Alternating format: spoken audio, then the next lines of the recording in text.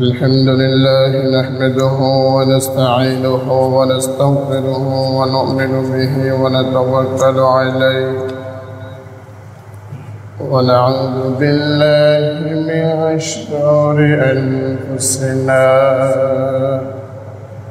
ومن سيئات أعمالنا من يهده الله فلا مضل له ومن يضلل فلا تجد له وليا مرشدا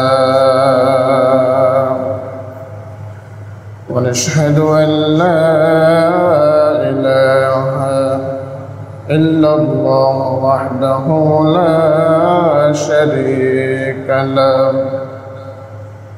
ونشهد أن سيدنا إمامنا وقدوتنا حبيبنا وطبيبنا وطبيب أرواحنا محمد الذي أرسله بالحق بشيرا ونذيرا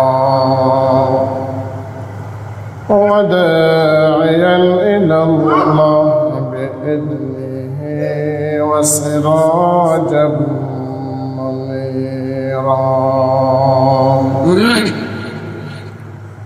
فقد قال الله تعالى في كلامه المجيد وفرقانه الحميد أعوذ بالله من الشيطان الرجيم بسم الله الرحمن الرحيم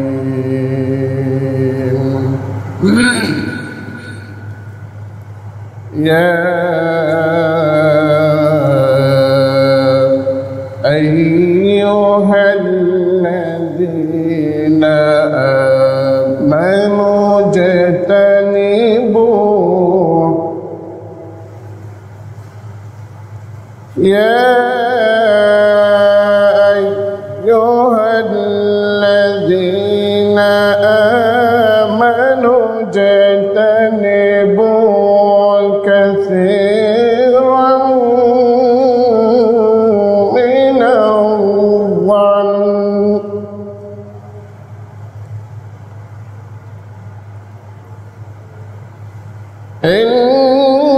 إن بعض الظن إثم ولا تجسسوا ولا يغتب بعضكم بعضا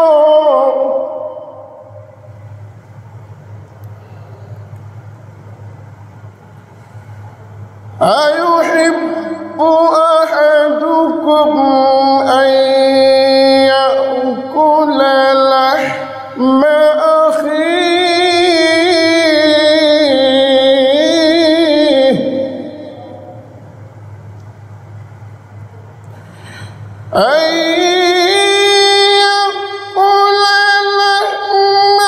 أخيه ميتا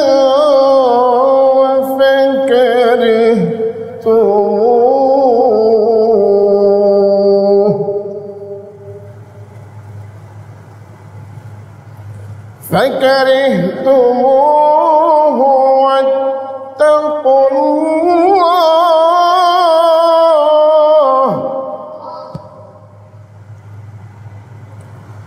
واتقوا الله إن الله تواب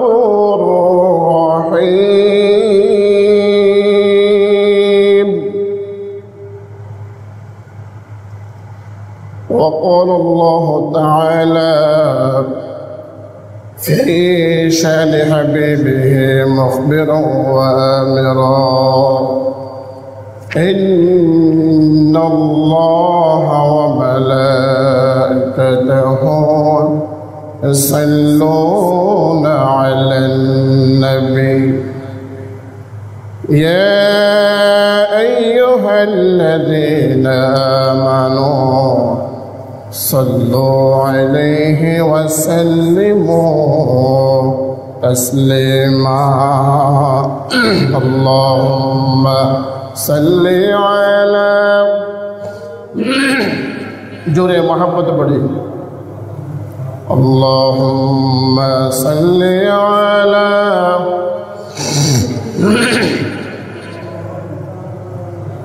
وعلى آل سيدنا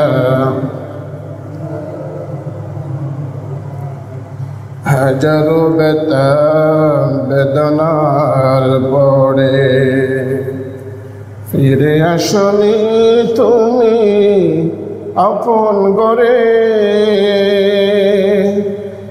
ঢিলে দাওয়াত ছড়িয়ে দিতে চলে গেলে মদিনায় মক্কা ছেড়ে হে রাসূল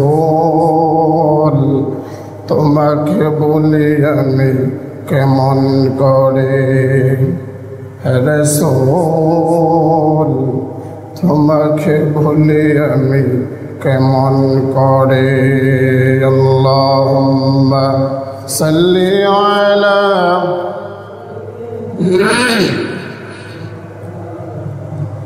وعلى آل سيدنا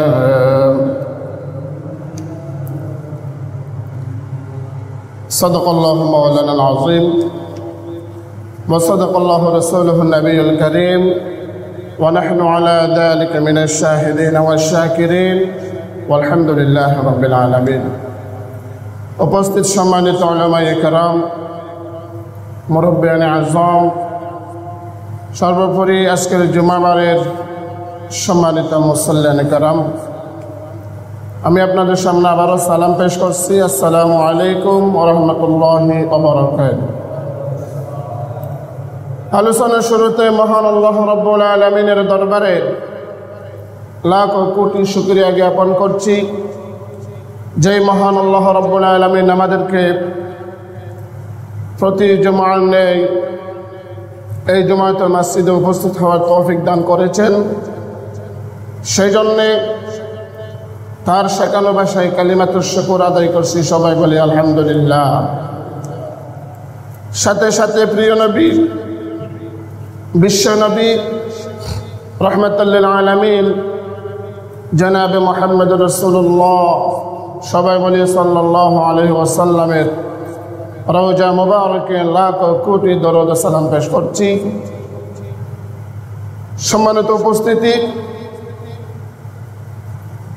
আমি আপনাদের সামনে পবিত্র কোরআনুল কারীমের সূরাতুল হুজুরাত থেকে 12 নম্বর আয়াতে কারিমা তেলাওয়াত করেছি এই আয়াতে কারিমার ভিতরে আল্লাহ রাব্বুল আলামিন মাঝখানে গিয়ে গীবতের কথা বলেছেন গীবত শিকায়ত অপবাদ এই গীবত শিকায়ত অপবাদের ব্যাপারে ইসলাম কি বলে আল্লাহর নবীর নির্দেশনা কি সে সম্পর্কে জানবো ইনশাআল্লাহ আল্লাহ পাক আমি সহ সকলকে আমল করার তৌফিক দান করুন সবাই বলে না আমিন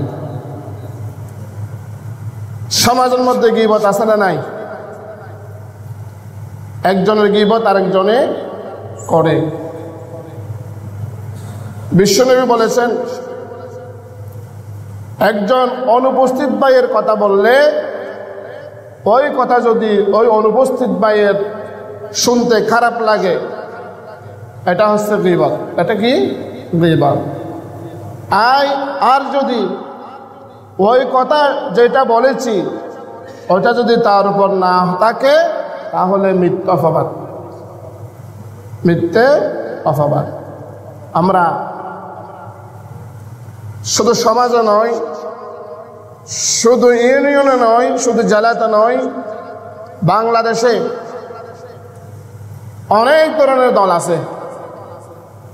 এক দল আরেক দলের গীবত করতেই থাকে।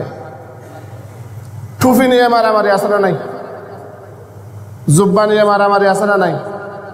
তুমি গুল টুপি কেন পরছো? তুমি সরমুনাই টুপি কেন পরছো? তুমি লম্বা টুপি কেন পরছো? আর টুপি দেখে ইমান মানে, টুপি দেখেই ইমানকে পরিমাপ করে বাংলাদেশের মানুষ। নাউজুবিল্লাহ মিন যালিক। ইমান কোথায় থাকে? অন্তরে। কোথায়? অন্তরে। টুপি দেখে, পাঞ্জাবি দেখে, দাড়ি দেখে, জুব্বা দেখে, আপনার উপরের সূরত, পোশাক আশাক দেখে কি ইমান মাপা যায়? ইমান হচ্ছে তার ভিতরের জিনিস, তা দেখা যায় না। এই জন্য আমাদের দেশে দলাদলি, মারামারি, হানাহানি, গীবত শেকায়ত ভরপুর, প্রতিটা রন্ধ্রে রন্ধ্রে ছড়িয়ে ছিটিয়ে গেছে সমাজে। এই গীবত এটা এমন একটা মারাত্মক অপরাধ যেটা মানুষের আমলকে ধ্বংস করে দেয়। নাউজুবিল্লাহ বলি। কিন্তু আমরা এটা মনে করি না, এটা গীবত করলে কি গুনাহ, গীবত করলে আমার ক্ষতি কি, সেটা আমরা মনে করি না। কারণ এমন একটা বিষয় গীবত মানুষের আমলকে ধ্বংস করার পাশাপাশি ঈমান পর্যন্ত নষ্ট করে। নাউজুবিল্লাহ। এই জন্য আজকে আমার বিষয় হবে জুমার আলোচনার গীবত, শিকায়ত, অপবাদ, এই বিষয়ে ইসলাম কি বলে, নির্দেশনা কি। আল্লাহ রাব্বুল আলামিন সূরাতুল হুজুরাতের 12 নম্বর আয়াতে বলেন, ইয়া আইয়ুহাল্লাযীনা আমানু ইজতানিবু কাসীরাম মিনাল-যন্ন ইন্না বা'দাল-যন্নি ইসমুন ওয়া লা তাজাসসাসু ওয়া লা ইয়াগতাব বা'দুকুম বা'দা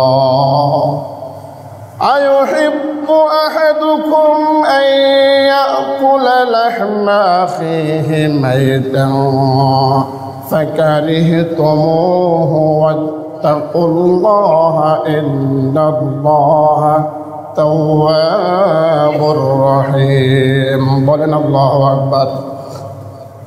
আল্লাহ রাব্বুল আলামিন সূরাতুল হুজুরাত 12 নম্বর আয়াতে কারিমায় মাঝখানে বলেন, ওয়ালা ইয়াগতাব বা'দুকুম বা'দা, আমার বান্দা বান্দীরা তোমরা ভালো করে শোনো, একজনের প্রতি আরেকজনের তোমরা গীবত করো না।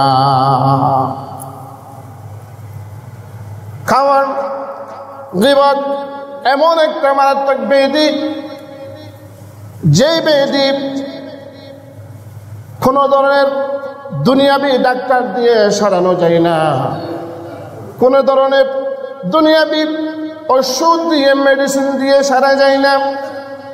এমন একটা বিষয়, যে বিষয়টা করলে মানুষের ঈমান নষ্ট হয়ে যায়, আমল বরবাদ হয়ে যায়। নাউজুবিল্লাহ।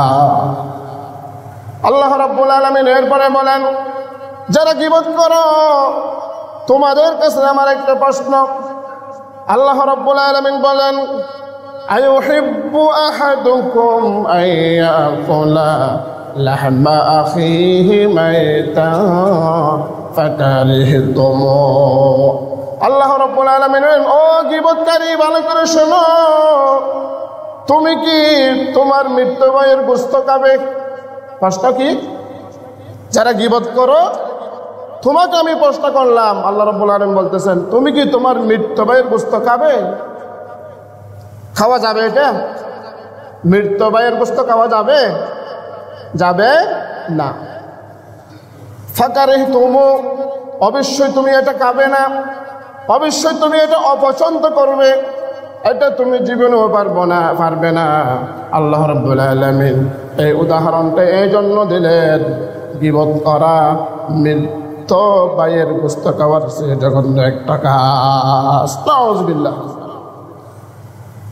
গীবত করা মৃত ভাইয়ের গোশত খাওয়ার চেয়ে জঘন্য একটা কি বিষয়। সেজন্য আল্লাহ রাব্বুল আলামিন প্রশ্ন ছুড়ে দিলেন, তোমরা যেহেতু মৃত্যু ভাইয়ের গোশত তোমরা খাইতে পারবে না, তাহলে তোমরা গীবত করবে না।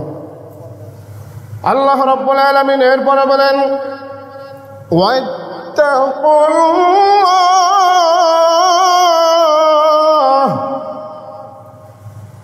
যে উদাহরণটা দিয়েছি, তোমরা যেহেতু তোমার মৃত্যু ভাইয়ের গোশত খেতে পারবে না, তাহলে আমাকে ভয় করো, আমার ভয় করো, অন্তরে আমার ভয় রাখো, আমাকে ডরাও, তাহলে আমাকে ভয় পেয়ে তোমরা গীবত করো না। সুবহানাল্লাহ। আল্লাহর ভয় যদি মনে থাকে গীবত করা যাবে, আল্লাহর ডর যদি মনে থাকে গীবত করা যাবে না। এই জন্য শুধু গীবত নয়, আমাদের জীবনের সব বিষয়ে বই করতে হবে। কাকে কাকে বই করতে হবে? আল্লাহকে। সব বিষয়ে বই করবো কাকে? আল্লাহকে। আল্লাহকে যদি বই করি, কোনোদিন কোনো খারাপ করা যাবে নাকি? এই জন্য এখানে আল্লাহ রাব্বুল আলামিন ওয়াত্তাকুল্লাহ বলে বোঝাচ্ছেন, ও আমার বান্দারা, যেহেতু তোমরা মৃত্যু ভাইয়ের গোশত খেতে পারবে না, সেহেতু তোমরা আমাকে ভয় পেয়ে গীবত করা ছেড়ে দাও। সুবহানাল্লাহ। আল্লাহ রাব্বুল আলামিন এরপরে বলেন, ইন্নাল্লাহা হুয়াত তাওয়াবুর রহিম। বলেন আল্লাহু আকবার। কারণ আল্লাহ রাব্বুল আলামিন অনেক তওবা কবুলকারী, আল্লাহ রাব্বুল আলামিন ভীষণ দয়ালু। সুবহানাল্লাহ। তাহলে এই আয়াতের ভিতরে আল্লাহ রাব্বুল আলামিন মাঝখানে গিয়ে গীবতের কথা বলেছেন। এই গীবত থেকে আমরা সব সময় আমরা সরে থাকব। গীবত করা যাবে না। এমন একটা বিষয় যে বিষয়টা অপর ভাই অপছন্দ করবে, এই কথা বলা যাবে না, যদিও বা তার মধ্যে এটা থাকলে গীবত, না থাকলে মিথ্যাবাদ। একটু করা যাবে না। গীবত করা যাবে না, কিন্তু মিথ্যাবাদ গীবতের চেয়ে আরো মারাত্মক। আমার ভাইয়ারা, আল্লাহ নবী, বিশ্ব নবী জনাব মুহাম্মদ রাসূলুল্লাহ সাল্লাল্লাহু আলাইহি ওয়াসাল্লাম বলেন, সহিহ বুখারী 10 নম্বর হাদিস, সকলের পরিচিত হাদিস, قال النبي صلى الله عليه وسلم المسلم من سلم المسلمون من لسانه ويده। এই হাদিসের ভিতরে বিশ্বনবী তার উম্মতের জন্য খুব সুন্দর করে বলেছেন, আল মুসলিমু মান সালিমাল মুসলিমুনা মিন লিসানিহি ওয়া ইয়াদিহি। আল্লাহর নবী বলেন, মুসলমান সেই ব্যক্তি যার আপনার জবান দ্বারা, যার কথা দ্বারা, যার হাত দ্বারা অপর মুসলিম নিরাপদ থাকে। সুবহানাল্লাহ। যার জিহ্বা, মানুষ গীবত কি দিয়ে করে? জিহ্বা দিয়ে। কি দিয়ে? জিহ্বা দিয়ে। মানুষ, বিশ্বনবী এখানে বলেছেন, তাফসিরে এসেছে, হাত দিয়ে গীবত করে, আবার অঙ্গি ভঙ্গি, চোখ দিয়ে, হাত দিয়ে, আপনার পা দিয়ে, বিভিন্ন শরীরের অঙ্গি ভঙ্গি দিয়েও গীবত করে। আছে না নাই? মনে করেন একটা বৈঠকে বসছি, আমি যাকে দেখতে হয় না সে আসলে আছে না নাই এরকম অঙ্গি ভঙ্গি। এই জন্য এখানে মিন লিসানিহি ওয়া ইয়াদিহি, জিহ্বা দ্বারা গীবত করে এবং হাত দিয়ে ইশারা করে, চোখ দিয়ে ইশারা করে গীবত করে। তাদের সাথে এই হাদিসের অন্তরঙ্গ সম্পর্ক। তাহলে জিহ্বা দিয়েও গীবত করা যাবে না, অঙ্গিভঙ্গি দ্বারাও কি গীবত করা যাবে না। আমার ভাইয়ারা, আল্লাহ নবী, বিশ্ব নবী রাহমাতাল লিল আলামিন জনাব মুহাম্মদ রাসূলুল্লাহ সাল্লাল্লাহু আলাইহি ওয়াসাল্লাম বলেন, বুখারী শরীফের হাদিস নম্বর 6018 قال النبي صلى الله عليه وسلم من كان يؤمن بالله واليوم الآخر فليقل خيرا أو ليصمت বিশ্বনবী বলেন যারা আমার আল্লাহর প্রতি ঈমান আনে ওয়াল ইয়াউমিল আখিরি এবং আখিরাত প্রতি বিশ্বাস রাখে সে যেন সব সময় ভালো কথা বলে। যারা আল্লাহর প্রতি ঈমান আনবে আখিরাতের প্রতি ঈমান আনবে তারা সব সময় কি কথা বলবে? ভালো কথা বলবে। আর ইউসমিত যদি তার মধ্যে কোনো ভালো কথা না থাকে তাহলে সে চুপ থাকবে। ভালো কথা যখন বলতে পারবে না, ভালো কথা তার নাই, তখন সে কি থাকবে? চুপ থাকবে। কারণ আপনার জবান থেকে প্রাপ্তবয়স্ক থেকে আপনার মৃত্যু পর্যন্ত যত কথা বের হয়েছে সমস্ত কথার হিসাব দিতে হবে। কেন কোরআনুল কারীমে বলেছেন বিশ্ব আল্লাহ রাব্বুল আলামিন ওয়াকুলু লিন-নাসি হুসনা, মানুষের সাথে যখন কথা বলা হয় তোমরা ভালো কথা বলবে। কি কথা বলবে? কিন্তু আমরা যদি নিজেরা যদি আমরা আত্মসমালোচনা করি, ঘুম থেকে উঠে ঘুম যাওয়া পর্যন্ত, ফজর থেকে রাত 10টা-11টা পর্যন্ত কত মিথ্যা কথা বলেছি, কত বেহুদা কথা বলেছি, কত ফাহশা করেছি, কত অনর্থক কথা আমরা বলি, হিসাব করলে হিসাব দেওয়া যাবে না, ঠিক কিনা? এই জন্য প্রত্যেক কথার হিসাব আল্লাহর কাছে দিতে হবে। দুই কাঁধে দুই ফেরেশতা আছে না নাই? আমরা কোনো স্পেশাল কোনো অফিসে গেলে আমরা খুনায় যখন সিসি ক্যামেরা দেখি বই পাই কিনা? বাজি সিসি ক্যামেরা আছে, এখানে অনর্থক কিছু বলা যাবে না, এখানে কোনো রকমের বেহুদা কথা বলা যাবে না, এখানে হাবিজাবি কিছু করা যাবে না। কিন্তু সব সময় 24টা ঘন্টা আমাদের হায়াতের শুরু থেকে আমাদের হায়াত শেষ পর্যন্ত আল্লাহ রাব্বুল আলামিন 2টা সিসি ক্যামেরা আমাদের কাঁধে বসিয়ে দিয়েছেন, এটা আমাদের মনে থাকে না। আল্লাহ রাব্বুল আলামিন বলেন কিরামান কাতিবিন,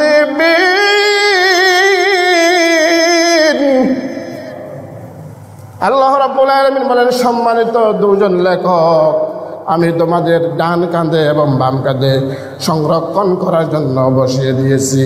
সুবহানাল্লাহ। তাদের কাজ কি? আল্লাহ রাব্বুল আলামিন বলেন মা ইয়ালফিযু মিন কাওলিন ইল্লা লাদাইহি রাকীবুন আতীদ। আল্লাহ রাব্বুল আলামিন বলেন তাদের কাজ হলো বান্দার আপনার জন্ম থেকে মৃত্যু পর্যন্ত যত কাজ করবে, যত বিষয় আসবে ভালো খারাপ সব কিছু তারা রেকর্ড করে রাখবে। সুবহানাল্লাহ। সব কিছু রেকর্ড করবে কে? সব কিছু রেকর্ড করবে। এই জন্য বিহুদা কথা, গীবত, শিকায়ত এগুলা করা যাবে না। আমার ভাইয়ারা, আল্লাহর নবী বিশ্ব নবী মুহাম্মদ রাসূলুল্লাহ সাল্লাল্লাহু আলাইহি ওয়াসাল্লাম বলেন, মুসলিম শরীফের হাদিস 2567 নম্বর হাদিস, قال النبي صلى الله عليه وسلم كونوا عباد الله إخوانا المسلم أخو المسلم لا يظلمه ولا يخذله ولا يحقر। আল্লাহ নবী বলেন কুনু ইবাদাল্লাহি ইখওয়ানা, ও আমার উম্মতরা যারা তোমরা মুসলিম আসো তোমরা পরস্পর ভাইয়ের মতো থাকো। সুবহানাল্লাহ। তোমরা পরস্পর এক অপরের ভাই। এই ভাইয়ারা কোনোদিন লা ইয়াজলিমুহু, একজনের উপরে আরেকজন জুলুম করবে না। কিন্তু জুলুম আছে না নাই? সবখানে জুলুম, সবখানে জুলুম। যেদিকে যান আপনি সবখানে জুলুম ছাড়া কিছুই নাই। আমাদের বাংলাদেশে এমন একটা দেশ, এটা টাকা ছাড়া কোনো কিছু হয় না, সব জুলুম। কিন্তু বিশ্বনবী বলেন ওয়ালা ইয়াজলিমুহু, তারা অপরের জুলুম করবে না। আল্লাহ নবী বলেন ওয়ালা ইয়াখযুলুহু, তারা একজনকে আরেকজনকে লাঞ্ছিত করবে না। আল্লাহ নবী বলেন ওয়ালা ইয়াহকিরুহু, তারা একজনে আরেকজনকে তাচ্ছিল্য করবে না। সুবহানাল্লাহ।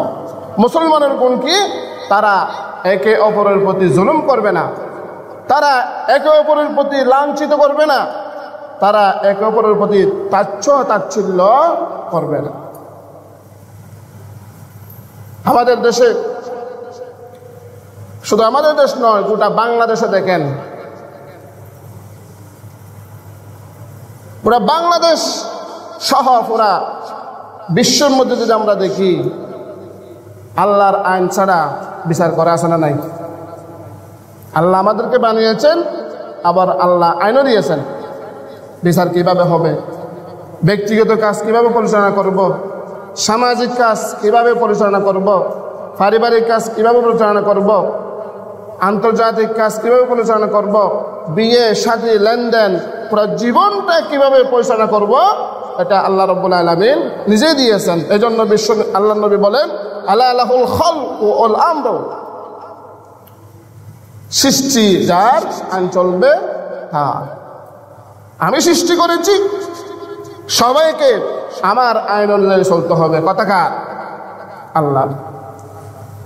আল্লাহ রাব্বুল আলামিন বলেন وَمَنْ لَمْ يَحْكُمْ بِمَا أَنزَلَ اللَّهُ فَأُولَئِكَ هُمُ الظَّالِمُونَ। বলি আল্লাহু আকবার। وَمَنْ لَمْ يَحْكُمْ بِمَا أَنزَلَ اللَّهُ, আমি তোমাদের উপরে যে হুকুম মাহকাম আমি দিয়েছি, যারা এই হুকুম মাহকাম মানে না, যারা কোরআন দিয়ে বিচার করে না, আল্লাহ রাব্বুল আলামিন বলেন ফাউলাইকা হুমুজ জালিমুন, তারা সবাই জালেম। নাউযুবিল্লাহ। আমরা কি মানি? শুধু নামাজ পড়ি, ঠিক আছে, রোজা রাখি, ঠিক আছে, হজ করি, ঠিক আছে, দান সদকা করি, ঠিক আছে, কিন্তু কোরআন দিয়ে কি আমরা বিচার করি? কোরআন দিয়ে বিচার করি? আজকে যেদিকে যান হত্যা। ইদানিং ছোট্ট গত কয়েকদিন আগে একটা মুনতাহা নামের একটা মেয়েকে হত্যা করে ফেলছে, নাউযুবিল্লাহ। এরপরে আরেকটা, এরপরে দেখা যাচ্ছে নিজের ছেলে মাকে মেরে ফেলেছে, নাউযুবিল্লাহ। কোরআনের শাসন, কোরআনের আইন, হাদিসের এগুলো আমরা মানি না, এই জন্য এগুলা হচ্ছে। কারণ খুন করে 3 মাস পরে বের হয়ে যায়, আছে না নাই? কোনো শাস্তি নাই, টাকা দিয়ে সব শেষ। আমাদের প্রিয়মকালী খুবই পরিচিত একটা হত্যাকাণ্ড, মুর্শিদ বলে হত্যা। আপনারা জানেন না এটা? শোষককে, দিবালুকে বাজারের মধ্যে তাকে মাতুল দিয়ে, হাতুড়ি দিয়ে, আপনার দা দিয়ে, আপনার বইটা দিয়ে, হক স্টিল দিয়ে তাকে মেরে ফেলা হয়েছে সবার সামনে, কিন্তু সবাই জামিন নিয়ে নিয়েছে। আবার কিছুদিন আগে ধরা খাইছে। তাহলে আইন এরকম। কোরআন দিয়ে যদি বিচার করা হতো, তাহলে একজন খুনিকে যখন আপনি বিচার করবেন, দ্বিতীয় জন আবার খুন করার সাহস পেত না। একজন জেনাকুর একবার যদি সে কোরআনের বিচারের সম্মুখীন হতো, তাহলে সে দ্বিতীয়বার জেনা করার সুযোগ পেত না। এই জন্য মুসলিম আর মুসলিমকে জুলুম করে না, আল্লাহ নবীর কথা। ওয়ালা ইয়াজলিমুহু, মুসলমান যারা আছে তারা একে অপরের প্রতি কি করবে না? জুলুম করবে না, একে অপরকে লাঞ্ছিত করবে না, একে অপরকে তাচ্ছিল্য করবে না। আমার ভাইয়েরা, আমার বন্ধুগণ, বিশ্বনবী মুহাম্মদুর রাসূলুল্লাহ সাল্লাল্লাহু আলাইহি ওয়াসাল্লামকে জিজ্ঞেস করা হলো, সাহাবায়ে কেরাম জিজ্ঞেস করলেন, ইয়া রাসূলুল্লাহ সাল্লাল্লাহু আলাইহি ওয়াসাল্লাম, গীবত কাকে বলে? আমরা তো গীবত জানি না, গীবত কাকে বলে এটা জানি না। মাল গীবা? ক্বালু আল্লাহু ওয়া রাসূলুহু আলাম। قال ذكرك أخاك بما يكره قيل أفرأيت إن كان في أخي ما أقول قال إن كان فيه ما تقول فقد ابتبته وإن لم يكن فيه فقد بهتا আল্লাহ নবী বলেন তোমরা কি জানো গীবত কি? সাহাবায়ে কেরাম বললেন আল্লাহু আ'লামু ওয়া রাসূলুহু, আল্লাহ এবং তার রাসূল জানে, আমরা জানি না। তখন আল্লাহর নবী বিশ্ব নবী বলেন যিকরুকা আখাকা বিমা ইয়াকরাহু, এমন কোনো বিষয় বলা, এমন কোনো কথা বলা যে কথাটি বললে আপনার অনুপস্থিত ভাই যিনি আছে তিনি বেজার হবেন, অপছন্দ করবেন, তার খারাপ লাগবে, এরকম কোনো বিষয় যদি তোমরা বলো এটা হচ্ছে গীবত। সাহাবায়ে কেরাম প্রশ্ন করলেন কিলা আফরাইতা ইন কানা ফি আখি, ইয়া রাসূলুল্লাহ সাল্লাল্লাহু আলাইহি ওয়াসাল্লাম, যে বিষয়টা আমরা বলি এই বিষয়টা যদি ওই ভাইয়ের মধ্যে থাকে তখন কি হবে?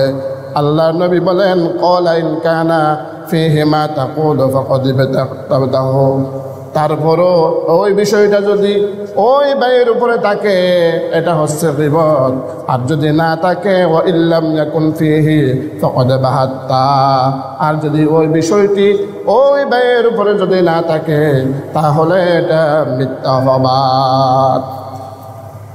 তাহলে বিষয়টা যদি সত্য হইও তখনও বলা যাবে না, আর যদি বিষয়টা যদি তার উপর না থাকে তখন গীবত এটা কি হয়ে যায়? মিথ্যা অপবাদ হয়ে যায়। এই জন্য গীবত, অপবাদ, মিথ্যা এগুলা থেকে আমরা হেফাজত করুক আল্লাহ রাব্বুল আলামিন, সবাই বলি আমিন। আমার ভাইয়েরা, স্বয়ং বিশ্বনবীর পরিবারের কথা হযরতে আয়েশা রাদিয়াল্লাহু তাআলা আনহা একদিন নবী করিম সাল্লাল্লাহু আলাইহি ওয়াসাল্লামের সামনে, নবী করিম সাল্লাল্লাহু আলাইহি ওয়াসাল্লাম একজন বিবি সাফিয়াকে উদ্দেশ্য করে হযরত আয়েশা রাদিয়াল্লাহু তাআলা আনহা আল্লাহর নবীকে বললেন ইন্নাহা কসীরা, সে তো বেটে মহিলা। কি বলছে? সে বেটে মহিলা। কাকে উদ্দেশ্য করে?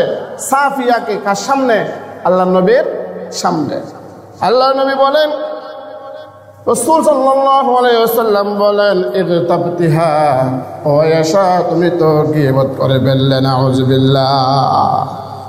কিন্তু আয়েশা রাদিয়াল্লাহু তাআলা আনহা এই কথাটা গীবত উদ্দেশ্য বলে নাই, রসিকতা করে বলছে, মশকারি করে বলেছে। তারপরে বিশ্বনবী বললেন ইগতাবতাহা, তুমি তো গীবত করে ফেললে, তুমি গীবত করে ফেললে। তখন আয়েশা রাদিয়াল্লাহু তাআলা আনহা শর্মিন্দা হলেন। তাহলে বিশ্বনবী এটা আয়েশা রাদিয়াল্লাহু তাআলা আনহাকে বলে পুরা উম্মত যারা আসবে কিয়ামত পর্যন্ত সকলের জন্য একটা কি শিক্ষা দিয়েছেন। সুবহানাল্লাহ। আমার ভাইয়েরা, যারা এরকম গীবত করে, একজনের কথা আরেকজনকে বলে, তার চতুচ্ছিল্য করে, আপনার মিথ্যা অপবাদ দেয়, তাদের পরিণাম কি? তাদের শাস্তি কি? আল্লাহ রাব্বুল আলামিন বলেন সূরাতুল হুমাযা, ওয়াইলুল লিকুল্লি হুমাযাতিল লুমাযা।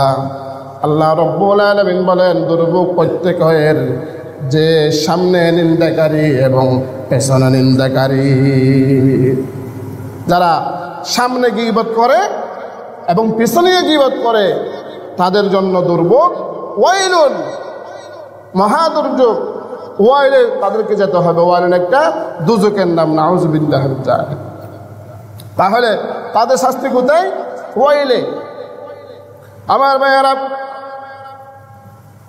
আল্লাহ নবী, বিশ্ব নবী জনাব মুহাম্মদ রাসূলুল্লাহ সাল্লাল্লাহু আলাইহি ওয়াসাল্লাম বলেন, আনাস রাদিয়াল্লাহু তাআলা আনহু থেকে বর্ণিত, আন আনাস ইবনে মালিক قال قال رسول الله صلى الله عليه وسلم لما عرج بما مررت بقوم لهم مزفار من نحاس يخمشون وجوههم وصدورهم فقلت من هؤلاء يا جبرائيل قال هؤلاء الذين يأكلون لحوم الناس ويقعون في أعراضهم আল্লাহ নবী বিশ্বনবী জনাব মুহাম্মদ রাসূলুল্লাহ সাল্লাল্লাহু আলাইহি ওয়াসাল্লাম যখন মেরাজে গেলেন, এমন একদল লোক দেখলেন যাদের নখগুলি আপনার ফিতলের নখ। নাউজুবিল্লাহ। নখগুলি কিসের? ফিতলের নখ। কিসের? লম্বা নখ ফিতলের। তারা কি করতেছে? সেখানে নিজের চেহারা মোবারক নখ দিয়ে আঁচড়াচ্ছে আর নিজের সিনার মধ্যে ওই নখ দিয়ে আঘাত করতেছে। তখন আল্লাহ নবী বিশ্ব নবী মুহাম্মদ রাসূলুল্লাহ সাল্লাল্লাহু আলাইহি ওয়াসাল্লাম জিবরাইল আলাইহিস সালামকে জিজ্ঞেস করলেন, ইয়া জিবরাইল, এরা কারা? এরা কারা? তখন জিবরাইল আলাইহিস সালাম উত্তর দিলেন, এরা হচ্ছে দুনিয়াতে থাকতে যারা গীবত করত, মানুষের সামনে পিছনে যারা মিথ্যা অপবাদ দিত, যারা গীবত করত, তাদের শাস্তি তারা নিজেরা দিচ্ছে। নাউজুবিল্লাহ। তারা নিজেরা শাস্তি নিজেরাই দিচ্ছে। পিতলের নখ, লম্বা নখ, তাদের চেহারাতে নিজেরা আঘাত করতেছে। তারা নিজের বক্ষে সিনাতে তারা নিজেরা কি আঘাত করতেছে। এত বড় একটা শাস্তি। তাহলে এই গীবত করা যাবে না, এই গীবত করা যাবে না। হুজুর, কেউ যদি চুরি করে, কেউ যদি ডাকাতি করে, কেউ যদি শরীয়তের একটা গ্রহীত কাজ করে, তাহলে এটা বলা যাবে না? এটা বলা যাবে। তবে কাকে বলা যাবে? বিচারককে। কাকে? মেম্বারকে, চেয়ারম্যানকে। যে গীবত করতেছে তার অভিভাবককে বলা যাবে, আর দ্বিতীয় জনকে বলা যাবে না। আমার ভাইয়ারা, বিশ্বনবী জনাব মুহাম্মদ রাসূলুল্লাহ সাল্লাল্লাহু আলাইহি ওয়াসাল্লাম ইবনে মাজাহ হাদিস নাম্বার 2274 নম্বর হাদিস, قال النبي صلى الله عليه وسلم الربا 73 بابا أيسرها مثل أن ينكح الرجل أمه وإن أربى الربا عرض الرجل المسلم। আল্লাহ নবী বলেন, গীবত কেমন একটা গুনাহের কাজ, সেই উদাহরণস্বরূপ বিশ্বনবী সাল্লাল্লাহু আলাইহি ওয়াসাল্লাম বলেন, আপনার সুদ যেটা আছে, সুদের 73টি দরজা রয়েছে। সুদের কয়টি দরজা? কয়টি? অর্থাৎ সুদের কয়টি দরজা, কয়টি স্তর? 73টি স্তর রয়েছে। আইসারুহা মিসলু আন ইয়ানকিহার রাজুলু উম্মা। সুদ যারা খায় তাদের সর্বনিম্ন শাস্তি হলো তারা তার নিজের মায়ের সাথে জিনা করার মতো। নাউজুবিল্লাহ। যারা সুদ খায়, আছে না নাই? উঠান বৈঠক আছে না নাই? সুদের উঠান বৈঠক নাই এখানে? মেয়েদেরকে দেয় যেগুলা, ছেলেদেরকে দেয় না, আছে না নাই? এই সুদ যারা খায় তাদের সর্বনিম্ন শাস্তি হলো তারা এরকম একটা এটা অপরাধ, তারা নিজের মায়ের সাথে জিনা করার মতো। নাউজুবিল্লাহ। আল্লাহ নবী এরপরে বলেন, ওয়া ইন্না আরবার রিবা আইরুদুর রাজুলিল মুসলিম। আল্লাহ নবী বলেন, এবং ঊর্ধ্বতম স্তর হলো কোনো ব্যক্তি কর্তৃক তার এক ভাইয়ের মান সম্মানের হানি দিয়ে টানাটানি করা। সুদের সর্বনিম্ন শাস্তি কি? মায়ের সাথে জিনা করার মতো। কিন্তু সর্ব উচ্চ শাস্তি হচ্ছে কি? আরেকজনের গীবত করা। তাহলে সুদের চেয়ে গীবত মারাত্মক, সুদের চেয়ে মিথ্যাবাদ মারাত্মক। কতটুকু আল্লাহ নবী হাদিসে গুরুত্ব দিয়ে বলেছেন এটা। মায়ের সুদের সর্বনিম্ন আপনার অপরাধ হচ্ছে নিজের মায়ের সাথে জিনা করা, কিন্তু তার চেয়েও শত শত হাজার হাজার গুণে খারাপ হচ্ছে কি করা? গীবত করা, অপবাদ দেওয়া, আরেকজন বিভিন্ন বিষয়ে কথা বলা।